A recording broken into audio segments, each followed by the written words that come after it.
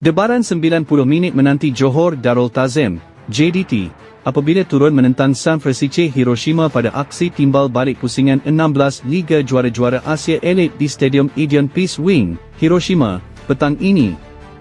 Untuk makluman, perlawanan ini akan berlangsung pada jam 6 petang waktu Malaysia dan akan disiarkan secara langsung di saluran Astro Arena Bola 803.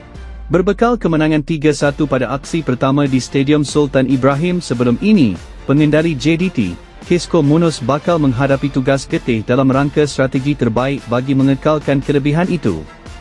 Menurutnya, perancangan rapi dengan pendekatan taktikal yang lebih ampun perlu direncanakan apabila berdepan anak buah Bartosz Gol kerana mereka kemungkinan beraksi lebih agresif dalam usaha memburu gol awal.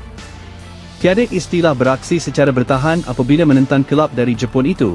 Sebaliknya, kami akan kekal bermain dengan tempo tinggi permainan dan meningkatkan lagi momentum. Pemain perlu mencipta peluang dan tidak boleh memberi ruang kepada lawan bergerak bebas dan mengelak memberi sepakan percuma di luar kawasan kotak penalti JDT, kata Munoz.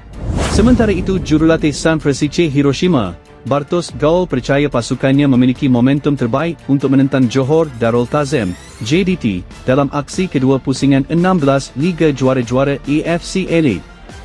Katanya para pemain berada dalam suasana baik ketika berlatih sehinggakan saya boleh kata ini sesi latihan terbaik sejak saya mengambil alih sebagai jurulatih. Mereka yakin terhadap diri mereka dan memiliki keazaman untuk menang dengan usaha 100%. Saya percaya dalam perlawanan ini, semua orang akan menunjukkannya di atas padang, katanya dalam sidang media pra-perlawanan. Hiroshima berharap dapat mengatasi kelebihan agregat 3-1 yang dimiliki JDT dalam aksi pertama pusingan 16 pada 4 Mac lalu. Mampukah Harimau Selatan mengekalkan kelebihan dan melangkah ke peringkat seterusnya dalam AFC Champions League Elite?